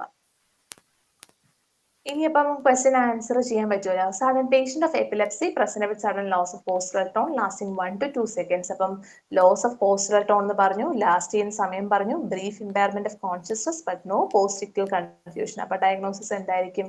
എറ്റോണിക് seizures. Okay, next അടുത്ത question. The most common primary malignant tumour of thyroid glands. എപ്പോഴും ചോദിക്കുന്ന ക്വസ്റ്റ്യൻസ് ആണ് തൈറോയ്ഡ് റിലേറ്റഡ്. അപ്പൊ തൈറോയ്ഡ് വായിക്കാതെ എന്തായാലും പോകരുത്, എസ്പെഷ്യലി തൈറോയ്ഡ് മാലിഗ്നൻസി. ഓക്കെ, തൈറോയിഡിന്റെ ക്ലാസിഫിക്കേഷൻ ബെനൈനും ഉണ്ട് മാലിഗ്നന്റും ഉണ്ട്. ബെനൈനായിട്ട് എന്തൊക്കെ പറയാം? ബെനൈൻ ആയിട്ടുള്ളതാണ് follicular adenoma, Hurthle cell adenoma and colloid adenoma. ഏറ്റവും കോമൺ ബെനൈൻ മാലിഗ്നന്റ് ഏതാണെന്ന് ചോദിച്ചു കഴിഞ്ഞാൽ കൊളോയിഡ് അഡിനോമയാണ് most common benign thyroid neoplasia. Whereas in the case of malignant classifications കുറച്ചധികം ഉണ്ട്. Papillary, follicular, Hurthle cell, papillofollicular, then undifferentiated ആയിട്ട് anaplastic, medullary, malignant and secondaries from colon, kidney, melanoma. ഇത് ഭയങ്കര important ആണ്, ഇത് പഠിക്കണം. ഓക്കെ, ഡിഫറൻഷിയേറ്റഡ് കാർസിനോമയാണ് papillary carcinoma, follicular carcinoma, Hurthle cell carcinoma and papillofollicular carcinoma. Screenshot എന്തെങ്കിലും എടുത്തു വെച്ചേക്കുക, ഓരോന്നും ഇമ്പോർട്ടൻ്റ് ആണ്. Okay,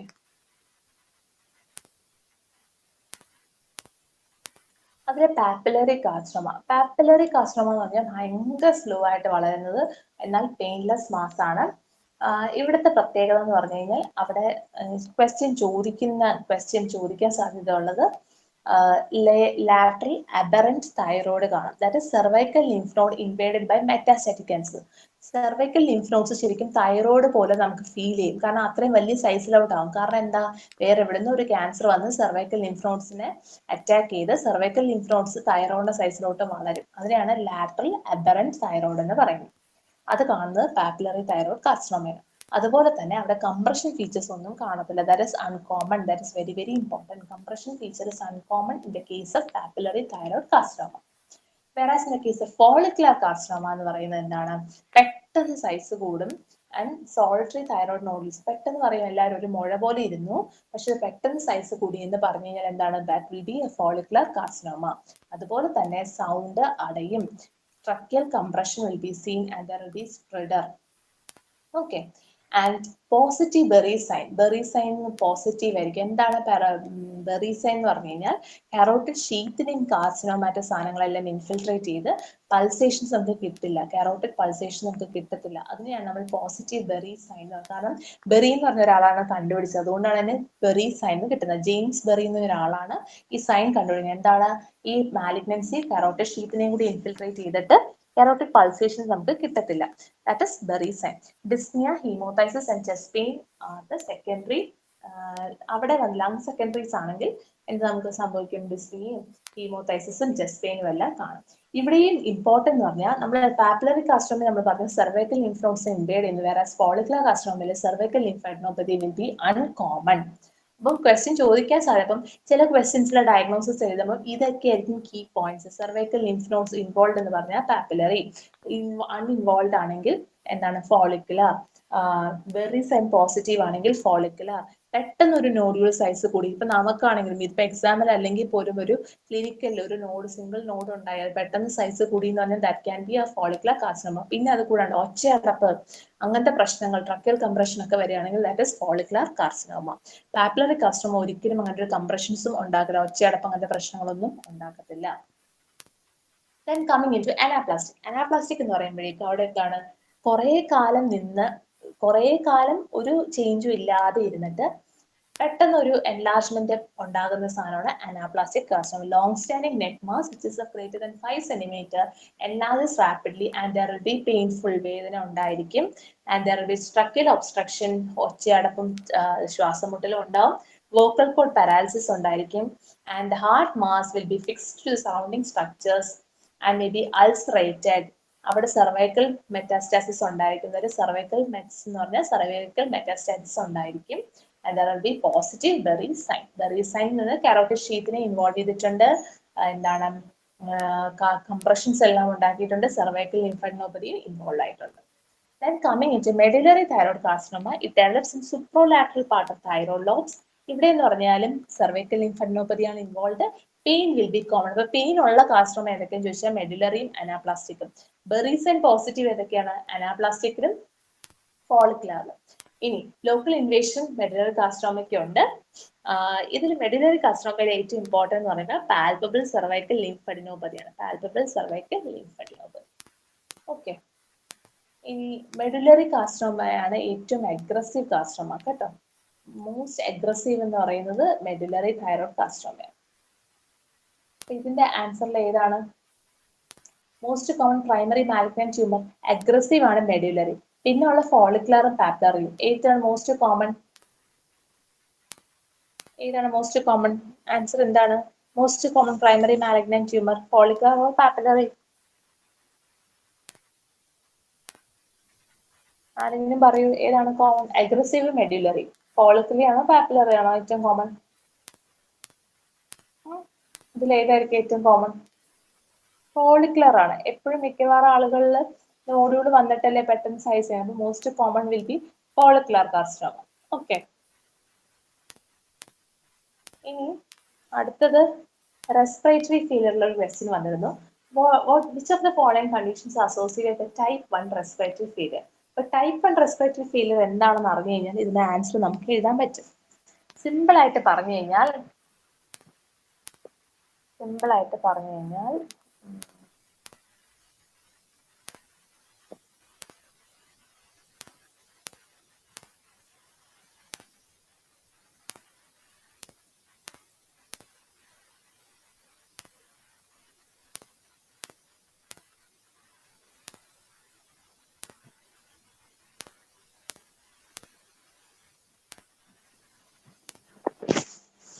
type 1 respiratory failure type 2 respiratory failure ഉണ്ട്. Type 1 is simple ആയിട്ട് പറഞ്ഞാൽ it is lung failure, whereas in type 2 it is pump failure. ലങ്സിലെ damage കാരണമാണ് ടൈപ്പ് 1. ടൈപ്പ് 2 എന്ന് പറഞ്ഞാൽ ലങ്സിലെ ഡാമേജ് ഒന്നുമില്ല, പക്ഷെ എന്താ കാർബൺ ഡയോക്സൈഡ് അല്ലെങ്കിൽ പമ്പ് ചെയ്ത് പുറത്തോട്ട് വിടാനുള്ള പ്രശ്നമാണ്. That is type 2 respiratory failure. ഇത്ര മാത്രം ആലോചിക്കുക. ടൈപ്പ് 1 എന്ന് പറഞ്ഞാൽ ലങ് ഫെയിലിയർ, ടൈപ്പ് 2 എന്ന് പറഞ്ഞാൽ പമ്പ് ഫെയിലിയർ. ഓക്കെ, അപ്പം ഞാൻ പറഞ്ഞു ഇവിടെ എന്താണ് നമ്മുടെ ലങ്സിനാണ് പ്രശ്നം. അപ്പൊ അവിടെ ഓക്സിജനേഷൻ ഇല്ല, പക്ഷെ അവിടെ ഹൈപ്പർ ക്യാപ്നിയ ഇല്ല. കാരണം ലങ്സിന് പുറത്തോട്ട് കാർബൺ ഡയോക്സൈഡ് വിടാൻ കുഴപ്പമില്ല, പക്ഷെ അവിടെ ഡിഫ്യൂഷൻ ആണ് പ്രശ്നം. Hypoxia without hypercapnia. Whereas in the case of type 2 ഓക്സിജനും ഇല്ല, എന്താണ് പുറത്തോട്ട് കാർബൺ ഡയോക്സൈഡ് വിടാനും പറ്റുന്നില്ല. So hypoxia with hypercapnia ആണ് type 2. Okay, first one is lung failure and second one is pump failure. Type 1ലും type 2ലും oxygen കുറവാണ്. ഡിഫറൻസ് എന്ന് പറഞ്ഞു കഴിഞ്ഞാൽ ഫസ്റ്റ് വണ്ണിൽ ലങ്സിന് പ്രശ്നമുണ്ട്, പക്ഷേ പുറത്തോട്ട് കാർബൺ ഡയോക്സൈഡ് പുറത്തോട്ട് വിടാൻ ലങ്സിന് ഒരു പ്രശ്നമില്ല. രണ്ടാമത്തേല് കാർബൺ ഡയോക്സൈഡ് പമ്പ് ചെയ്യാൻ പ്രശ്നമാണ്, that is pump failure. So അവിടെ എന്താണ് സംഭവിക്കുന്നത്? കാർബൺ ഡയോക്സൈഡ് പുറത്തോട്ട് വിടാൻ റെസിസ്റ്റൻസ് ഉണ്ട്. അപ്പൊ അത് ഏതൊക്കെ കേസസിലായിരിക്കും വരിക? ടൈപ്പ് 1 എന്ന് പറയുമ്പോൾ ലങ്സിന് പ്രശ്നമുള്ളത് ന്യൂമോണിയ, ലങ് എഡിമയൊക്കെ എക്സാമ്പിൾസ് വരും. ടൈപ്പ് 2 എന്ന് പറയുമ്പോൾ എന്താണ്? Asthma, COPD, emphysema. ഇവിടേക്ക് എന്താ സംഭവിക്കുന്നത്?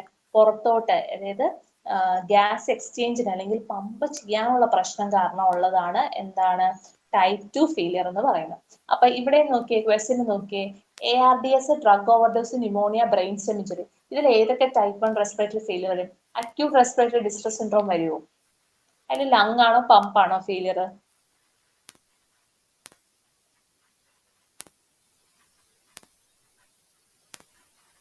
ആരെയും പറയൂ, ലങ് ആണോ? ആരുമില്ലേ? ARDSല് ലങ് ആണോ പമ്പ് ആണോ ഫെയിലിയർ വരുന്നത്? അക്യൂട്ട് റെസ്പിറേറ്ററി ഡിസ്ട്രസ് സിൻഡ്രോംസില് ലങ് ഫെയിലിയർ ആണ് വരുന്നത്. ഡ്രഗ് ഓവർഡോസിലോ? ഡ്രഗ് ഓവർഡോസില് പമ്പ് ഫെയിലിയർ ആണ് വരുന്നത്. ലങ്സിന് പ്രശ്നമൊന്നുമില്ല, അവിടെ പമ്പ് ചെയ്യാനാണ് പ്രശ്നം. ന്യൂമോണിയയിലോ ലങ്സിലാണ് പ്രശ്നം വരുന്നത്. ബ്രെയിൻ സ്റ്റെം ഇഞ്ചുറിയിലോ പമ്പ് ചെയ്യാനാണ് പ്രശ്നം, റെസ്പിറേഷൻ ആണ് അവിടെ പ്രശ്നം വരുന്നത്, അല്ലാതെ ലങ്സിനുള്ള പ്രശ്നമൊന്നുമില്ല. സോ ടൈപ്പ് 1 റെസ്പിറേറ്ററി ഫെയിലിയറിൽ ഇൻവോൾവ് ചെയ്തിരുന്ന ARDS, pneumonia. So answer will be A and C. Option C, A and C only. Okay, അടുത്തത് ഹെപ്പറ്റൈറ്റിസ്. എപ്പോഴും ചോദിക്കുന്ന ക്വസ്റ്റ്യൻ ആണ് hepatitis B virus. Hepatitis B വൈറസിന് കുറച്ച് പോയിന്റ്സ് കാര്യങ്ങൾ പറയാം. വൈറസ് എന്ന് പറയുന്ന സാധനം എൻവലപ്ഡ് വൈറസ് ആണ്, അതായത് കവറിംഗ് ഉണ്ട്. എൻവലപ്ഡ് വൈറസ് ഉണ്ട്, അതൊരു DNA വൈറസ് ആണ്. And onset will be slow onset, incubation period കൂടുതലാണ്. സൈസ് എന്ന് പറയുന്നത് 42 നാനോമീറ്റർ ആണ്. 42 നാനോമീറ്റർ ആണ് അതിന്റെ സൈസ്. അതിന് സർഫസ് ആന്റിജൻ ഉണ്ട്. സർഫസ് ആന്റിജന്റെ പേര് HBsAg. എൻവലപ്പ് ആന്റിജൻ ഉണ്ട് HBeAg. ആൻഡ് കോർ ആന്റിജൻസ് ഉണ്ട് HBcAg ആൻഡ് HBeAg. ഓക്കെ, ഇനി ഇത് ഭയങ്കര ഇമ്പോർട്ടന്റ് ആണ്. ഇൻഫെക്ഷൻ വന്ന ഒരാൾക്ക് സർഫസ് ആന്റിജൻ ആണ് നോക്കുന്നത്, HBsAg. അക്യൂട്ട് ആണ് നോക്കുന്നതെങ്കിൽ core antigen envelope antigen HBeAg ഉം IgM ആണ് നോക്കേണ്ടത്. ക്രോണിക് ആണെങ്കിൽ IgG ആണ് നോക്കുന്നത്. ഇൻഫെക്ടിവിറ്റി കൂടുതലാണോ നോക്കുന്നത്? എൻവലപ്പ് ആന്റിജൻ നോക്കിയിട്ടാണ്, HBeAg. ഇൻഫെക്ടിവിറ്റി കുറവാണെങ്കിൽ ആന്റി-HB ആണ് നോക്കുന്നത്. ആന്റി-HB കൂടുതലാണെങ്കിൽ അയാൾ ഇൻഫെക്റ്റീവ് അല്ല, പക്ഷെ HBeAg കൂടുതലാണെങ്കിൽ അയാൾ ഭയങ്കര ഇൻഫെക്റ്റീവ് ആണ്. ഇനി ഇൻഫെക്ഷ്യസ് ആണെങ്കിൽ എങ്ങനെയാണ്? HBeAg കൂടുതലായിരിക്കും. റിക്കവറി ടൈമിൽ അയാളുടെ ആന്റി-HBs, അതായത് സർഫസ് ആന്റിജനും IgG യും കൂടുതലായിരിക്കും. Whereas in the case of immunized, surface antigen will be positive anti HBS ഭയങ്കര ഇമ്പോർട്ടൻ്റ് ആണ് ഈ questions. HBV infection that is HBS AG, acute ആണെങ്കിൽ IgM and HBE AG. Envelope antigen ആണ് അക്യൂട്ട് ഇൻഫെക്ഷന്. Chronic ഇൻഫെക്ഷനിൽ നമ്മൾ ഇൻഫെക്ടിവിറ്റി കൂടുതലാണെങ്കിൽ envelope antigen HBE AG E for envelope. Envelope antigen കൂടുതലായിരിക്കും. ഇൻഫെക്ടിവിറ്റി കുറവാണെങ്കിൽ ആന്റി HB AG ആയിരിക്കും കൂടുതൽ. റെപ്ലിക്കേഷൻ ആണ്, ആ പേഷ്യന്റ് ഇൻഫെക്ഷ്യസ് ആണെങ്കിൽ എന്താ എൻവലപ്പ് ആന്റിജൻ ആയിരിക്കും കൂടുതലായിട്ടുള്ളത്. റിക്കവറി ആണെങ്കിൽ സർഫസ് ആന്റിജൻ ആയിരിക്കും കൂടുതലുള്ളത്, ദാറ്റ് ഇസ് IgGയും കൂടുതലായിരിക്കും. ഇമ്മ്യൂണൈസ് ഇൻഡിവിജ്വലും ആന്റി HBS ആയിരിക്കും കൂടുതലായിട്ടും കാണും. ഓക്കെ, പിന്നെ അത് ക്വസ്റ്റ്യനിൽ കുറച്ച് നോക്കിയേ. Hepatitis B virus is a DNA virus. Correct ആണ്. Incubation period 10 to 30 days. അത്ര കുറച്ച് ദിവസങ്ങളേ ഉള്ളൂ. 10 to 30 days ആണോ? അല്ല, കുറച്ചധികം ദിവസങ്ങളുണ്ട്. Size of the viral particles 27 അല്ലായിരുന്നല്ലോ, 42 നാനോമീറ്റർ ആയിരുന്നു size. Size 42. Carrier status present. അപ്പം DNA വൈറസ് കറക്റ്റ് ആണ്. ഡി, കാരിയർ വൈറസ് ഉണ്ട്. E is a enveloped virus. ശരിയാണല്ലോ, അതിനൊരു കവറിംഗും ഉണ്ട്. Enveloped virus. സോ ഏതൊക്കെ ഓപ്ഷൻസ് ആണ് കറക്റ്റ്? DNA വൈറസ് കറക്റ്റ് ആണ്. Carrier state present, enveloped virus. So A, D and E. Option A, D and E ഉള്ള first option ആണ് കറക്റ്റ്. ഓക്കെ, ഇനി അടുത്ത ക്വസ്റ്റ്യൻ സ്റ്റെൽവാഗ് സൈൻ. എപ്പോഴും ഒരു സൈൻ എപ്പോഴും ചോദിക്കാറുണ്ട്. എപ്പോഴും ക്വസ്റ്റ്യനിൽ ഏതെങ്കിലും ഒരു സൈൻ എപ്പോഴും ചോദിക്കാറുണ്ട്. That is Stellwag sign. Stellwag sign is related to, എന്തിനാണ് ഈ Stellwag sign is related to? ഇതിനകത്ത് തൈറോടോക്സിക്കോസിന്റെ ഈ സൈൻസ് എല്ലാം ഇമ്പോർട്ടന്റ് ആണ്. ദാറ്റ് ഇസ് ഡാൽറിംപിൾ സൈൻ എന്ന് പറഞ്ഞു കഴിഞ്ഞാൽ എന്താണ്? സ്ക്ലീറയുടെ റിമ്മില് ഒരു റിമ്മായിട്ട് കാണാം. Rim of the sclera is seen all around the cornea on looking straight forward. That is Dalrymple sign. പിന്നെ ഉള്ളത് ജോഫ്രോയ് സൈൻ. ജോഫ്രോയ് സൈൻ എന്ന് പറയുമ്പോഴേക്കും എന്താണ്? നമ്മുടെ ഫോർഹെഡ് ഇങ്ങനെ മുകളിലോട്ട് ഇങ്ങനെ ആക്കുമ്പം അവിടെ ഇങ്ങനെ സാധാരണ നമുക്കൊരു റിംഗ്ലിംഗ് ഉണ്ടാവുമല്ലോ, അങ്ങനെ ഒരു റിംഗ്ലിംഗ് കാണില്ല. പേഷ്യന്റ് മുകളിലോട്ട് നോക്കുമ്പോൾ when the patient looks upward there will be lack of wrinkling of the forehead. അതാണ് ജോഫ്രോയ് സൈൻ എന്ന് പറയുന്നത്. then സ്റ്റെൽവാഗ് സൈൻ എന്ന് പറയുന്നത് സ്റ്റെയറിംഗ് ലുക്ക്, ഇങ്ങനെ കണ്ണ് സ്റ്റെയർ ചെയ്തുകൊണ്ടിരിക്കും, പക്ഷെ അവിടെ ബ്ലിങ്കിങ് ഉണ്ടാവില്ല. വിത്ത് ഇൻഫ്രീക്വന്റ് ബ്ലിങ്കിങ്. ഫ്രീക്വന്റ് ആയില്ല, ഇടയ്ക്കിടയ്ക്ക്. അങ്ങനെ ഫ്രീക്വന്റ് ബ്ലിങ്കിങ്ങിൽ സാർ നമുക്ക് കണ്ണിങ്ങനെ കുറെ നേരം ഇങ്ങനെ തുറച്ച് നോക്കിക്കൊണ്ടിരിക്കാൻ പറ്റില്ലല്ലോ, നമ്മൾ ബ്ലിങ്ക് ചെയ്യില്ല. ഇവിടെ ഇൻഫ്രീക്വന്റ് ബ്ലിങ്കിങ് ആയിരിക്കും. ദെൻ മോബിയസ് സൈൻ എന്ന് പറയുന്നത് lack of convergence of looking to near object. ഒരു അടുത്തുള്ള ഒബ്ജക്ട് നോക്കുമ്പോൾ നമുക്ക് കൺവേർജ് ചെയ്യാൻ പറ്റില്ല ഐബോൾസ്. അതിനെയാണ് നമ്മൾ മോബിയസ് സൈൻസ് എന്ന് പറയുന്നത്. So these are the signs, important signs of thyrotoxicosis. Dalrymple sign, there is rim of the sclera seen all around the cornea looking straight forward. Geoffroy sign, the lack of wrinkling of the forehead when the patient looks upward. Stellwager sign, staring look with infrequent blinking. Mobius sign, lack of convergence on looking to a nearby object. അപ്പോൾ ഇവിടെ സ്റ്റെൽവാഗ് sign എന്ന് പറയുമ്പോൾ എന്തിനായിരിക്കും കാണുന്നത്? It is related to primary toxic goitre. അത് കൂടാണ്ട് നമ്മൾ ഈ ഗോയിറ്ററിലെ വേറെ സൈൻസ് ആണ് Dalrymple, Joffroy's and Mobius. Okay, ഞാൻ നേരത്തെ ആദ്യം പറഞ്ഞപ്പോഴേ പറഞ്ഞു pulsated liver can be seen in aortic regurgitation, mitral regurgitation, tricuspid regurgitation, pulmonary regurgitation. ഏതായിരുന്നു ആൻസർ? ഞാൻ ആദ്യം പറഞ്ഞപ്പോഴേ പറഞ്ഞു അയോർട്ടിക് റീഗർഗിറ്റേഷനിൽ പൾസേറ്റഡ് ലിവറിന്റെ ഒരു സൈനിന്റെ പേരും പറഞ്ഞായിരുന്നു. എന്തായിരുന്നു സൈനിന്റെ പേര്?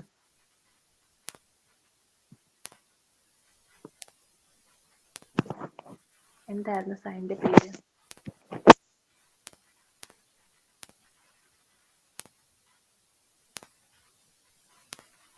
സൈനിന്റെ പേര് ഓർമ്മയുണ്ടോ? Rosenbach sign. Rosenbach sign seen in aortic regurgitation, pulsated of the liver എന്ന് പറഞ്ഞു. ഞാൻ പറഞ്ഞു അയോർട്ടിക് റീഗർഗിറ്റേഷനിൽ കാണുമെങ്കിലും most commonly it is seen in tricuspid regurgitation. So answer is tricuspid regurgitation. ഇതിനകത്ത്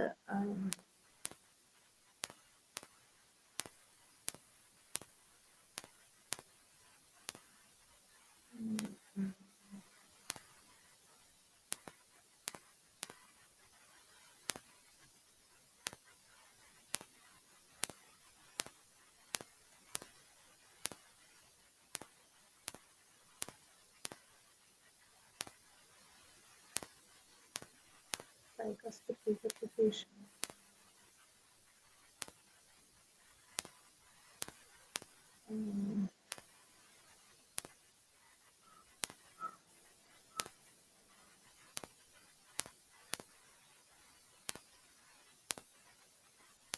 ഇത് നോക്കിയാൽ കാണാൻ പറ്റും. പൾസേറ്റഡ് ലിവർ അതിനെയാണ് പറയുന്നത് that scene in tricuspid rehabilitation. ഇതാണ് ക്വസ്റ്റ്യൻ ചോദിച്ചിട്ടുണ്ടായിരുന്നത്.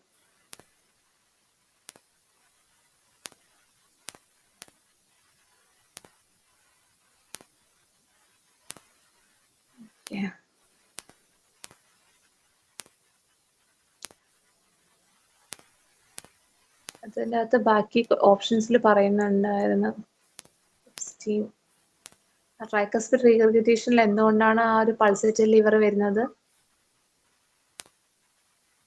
അതായത് ട്രൈകസ്പിഡ് റീഹബിലിറ്റേറ്റ് ചെയ്യുമ്പോൾ ബ്ലഡ് തിരിച്ച് എങ്ങോട്ടേക്ക് എത്തും? ഏത് ഭാഗത്തോട്ടാണ് ബ്ലഡ് തിരിച്ച് പോകുന്നത്? അങ്ങനെയാണ് നമ്മുടെ ട്രൈകസ്പിഡ് റീഹബിലിറ്റേറ്റ് ചെയ്യുമ്പോൾ പൾസേറ്റഡ് ലിവർ ഉണ്ടാവുന്ന ആരെങ്കിലും പറയോ? എങ്ങനെയാണ്?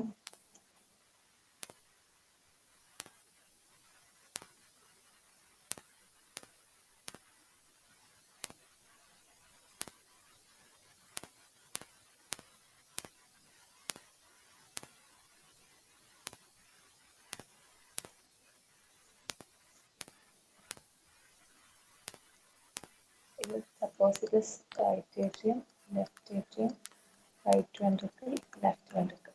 ഇങ്ങോട്ടുള്ള സാധനങ്ങൾ എന്തൊക്കെയാ? റൈറ്റ് ഏട്രിയത്തിലോട്ട് വരുന്ന സാധനങ്ങൾ എന്തൊക്കെയാ? നാട്ടിലോട്ട് ഇൻപുട്ട് കൊടുക്കുന്നത് എന്താണ്? superior vena cava, സുപ്പീരിയർ വെന കവ, ഇൻഫീരിയർ വെന കവ. vena cava, പുറത്തോട്ട് പോകുന്നതോ? pulmonary artery, ഇവിടെ വരുന്നതോ?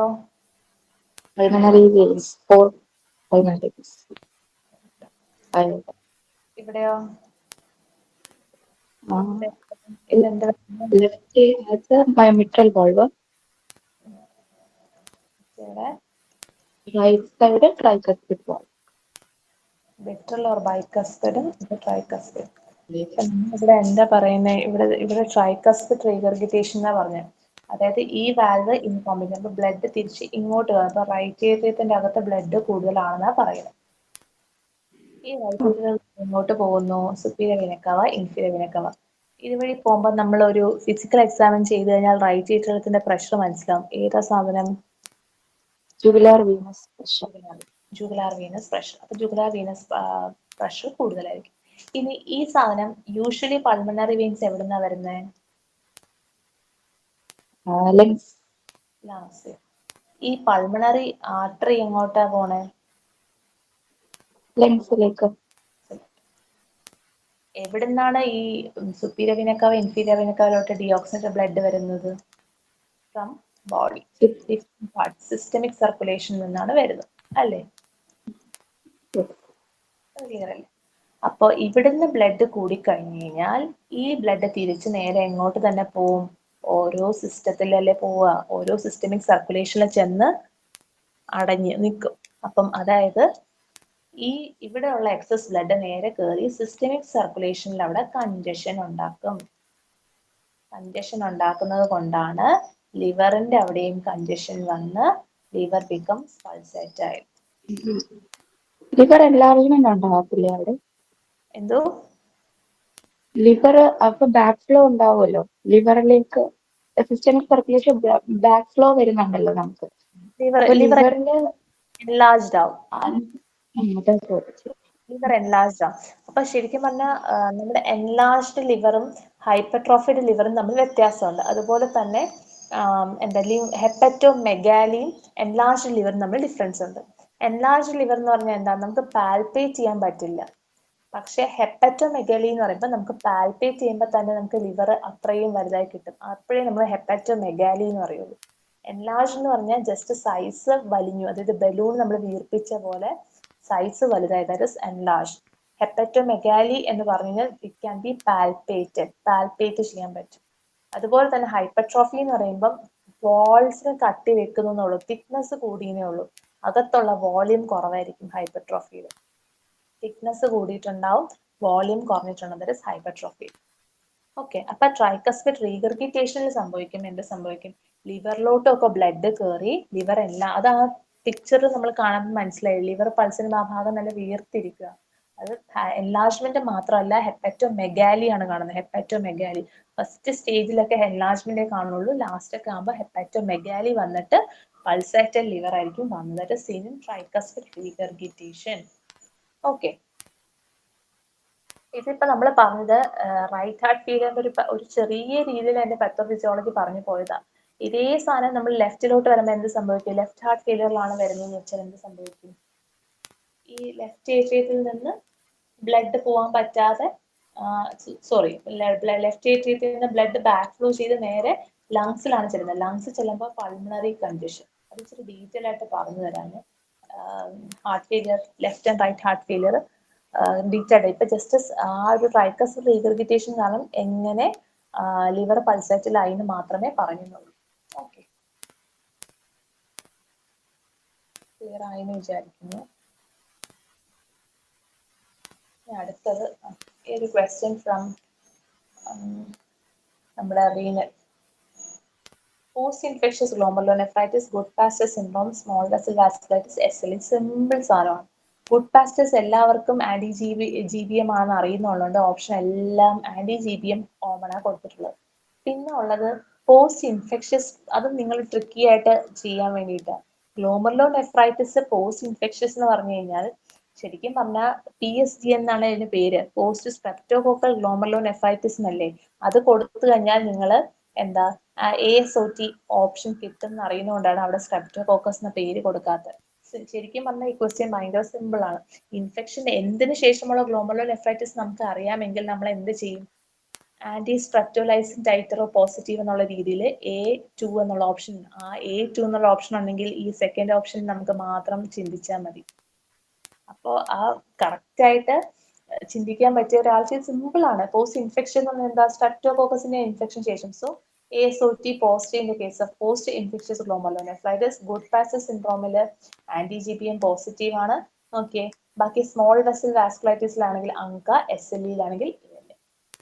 അതുമല്ല SLE-യുടെ ANA അറിയുന്നവരാണെങ്കിൽ ആൻസർ എഴുതിപ്പോ. ഓക്കെ, സിമ്പിൾ ക്വസ്റ്റ്യൻ ആയിരുന്നു നെഫ്രോളജിന്ന് വന്ന ക്വസ്റ്റ്യൻ. ഗുഡ്-പാസ്റ്റേഴ്സിൽ ചോദിക്കാൻ സാധ്യതയുള്ള ആന്റി GBM ആന്റിബോഡീസ് ഇമ്പോർട്ടന്റ് ആണ്. അതുപോലെ തന്നെ ഗ്ലോമെറുലാർ മെംബ്രെയിനെ പോലെ തന്നെ ആൽവിയോളാർ മെംബ്രെയിനിലും ഗുഡ്-പാസ്റ്റേഴ്സിന് എഫക്ഷൻ ഉണ്ട്. ആൽവിയോളാർ മെംബ്രെയിനിലും അത് എഫക്ട് ചെയ്ത് ഹീമോടൈസിസ് ഉണ്ടാക്കുന്നുണ്ട് കേട്ടോ. അതുപോലെ തന്നെ ഗ്ലോമെറുലാർ മെംബ്രെയിനിൽ അത് എന്താ ബേസ് മെംബ്രെയിൻ നശിപ്പിച്ചിട്ട് ഹെമറ്റൂറിയ ആണ് ഉണ്ടാക്കുന്നത്, ഹെമറ്റൂറിയ. പിന്നെ ഉള്ളത് it is A type 2 hypersensitivity. Question ചോദിക്കാം.